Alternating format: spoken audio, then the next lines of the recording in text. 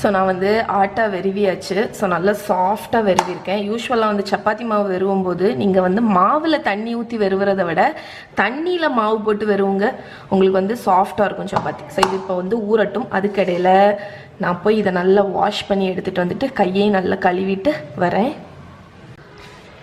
So நான் இப்போ இதை வந்து துருவிட போகிறேன். நல்லா வாஷ் பண்ணியாச்சு. ஃபைன் கிரேட்டரை வச்சு துருவுங்க, கொஞ்சம் ஃபைனாக இருக்கிறத வச்சு. ஓகே, என்கிட்ட ஃபைன் இது வந்து இந்த இதுதான்.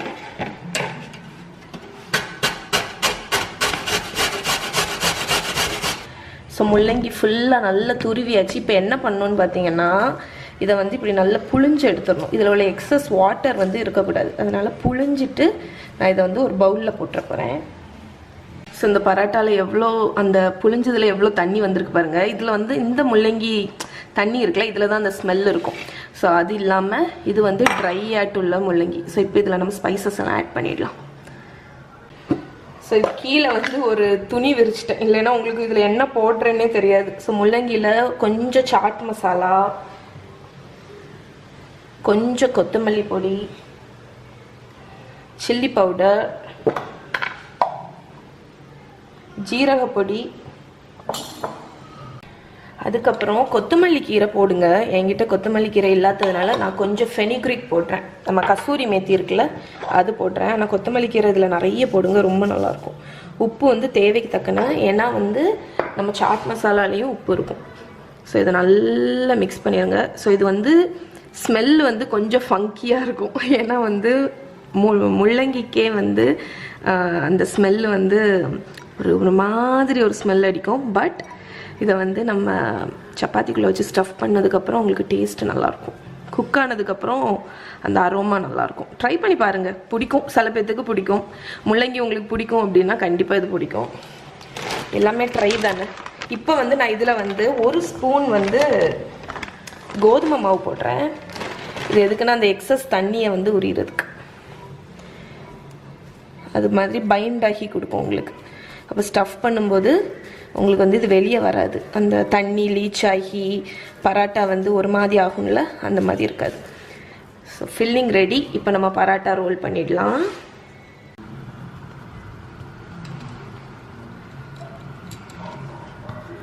மாவு வந்து ஸ்டஃப்டு பராட்டா வந்து உங்களுக்கு வெளியே வராமல் இருக்கணும் அப்படின்னா அதுக்கு மெயின் இதே வந்து மாவு தான்.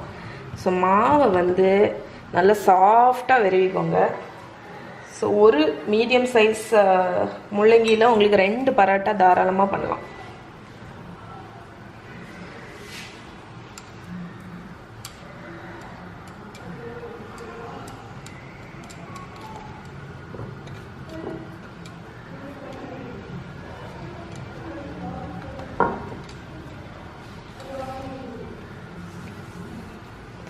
ஓகே, இப்போ ரோல் பண்ணிடலாம்.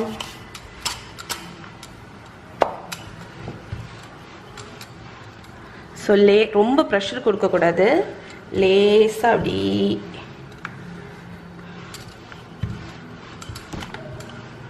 ஓகே.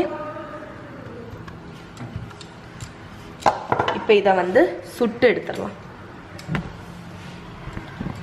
நான் என்னோடய சப்பாத்தி பேன் வந்து அடுப்பில் வச்சுருக்கேன்.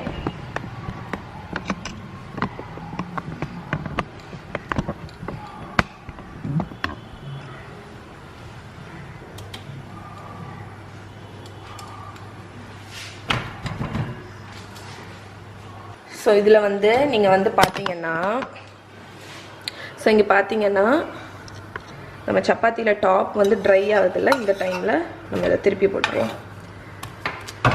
ஸோ திருப்பி போட்டு இது வேகட்டும். இந்த சைடு வந்து ஆயில் இல்லைன்னா நெய் அப்ளை பண்ணிக்கோங்க. நெய் இல்லைன்னா பட்டர் நல்லாயிருக்கும்.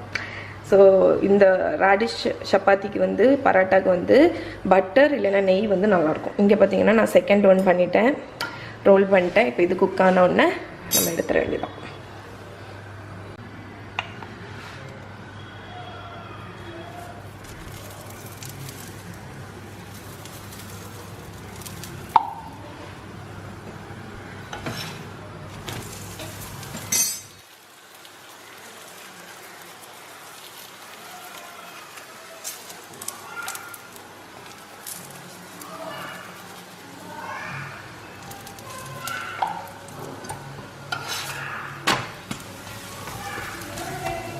ஸோ இந்த பராட்டா வந்து மீடியம் ஃப்ளேம்லேயே வச்சு குக் பண்ணுங்கள்.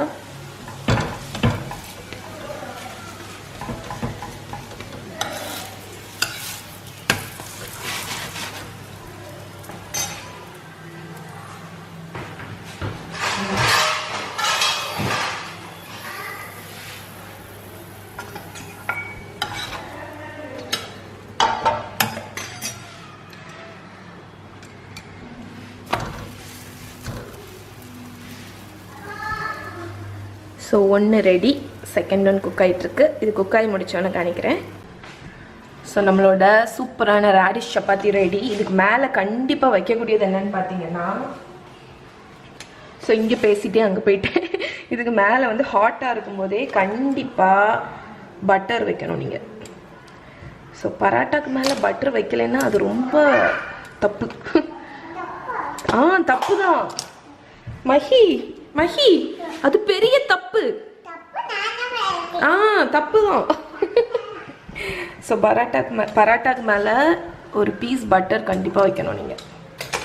சால்டட் பட்டராக இருந்தால் இன்னும் நல்லது. ஸோ இப்போ இதுக்கு சைட் டிஷ் ஒன்று சூப்பர் ஈஸியான சைட் டிஷ், தயிர் பிக்கிள் வச்சு பண்ணக்கூடியது ஒன்று காமிச்சிடுறேன். சரியா? ஸோ இதில் வந்து தயிர் வந்து எடுத்து வச்சுருக்கேன். இது என்னன்னு பார்த்தீங்கன்னா பிக்கிள் ஜூஸ். ஸோ உங்கள் மாங்காய் ஊறுகாய், லெமன் பிக்கிள் எதுலையாவது அந்த சாறு இருக்கும்ல, ஸோ இதை வந்து தயிரில் வந்து நல்லா மிக்ஸ் பண்ணிடுங்க. ஸோ இது வந்து ஸ்டஃப்டு பராட்டாக்கு வந்து சூப்பரான ஒரு சைட் டிஷ். எனக்கு நாக்கு இப்போவே ஊற ஆரம்பிச்சிருச்சு. இது வந்து பிக்கிள் ரைத்தா. ஓகே, ஸோ நம்மளோட radish stuffed parotta pickle raita ready ஆயிடுச்சு. இதை வந்து சாப்பிட்டு பாருங்கள், ரொம்ப டேஸ்ட்டாக இருக்கும்.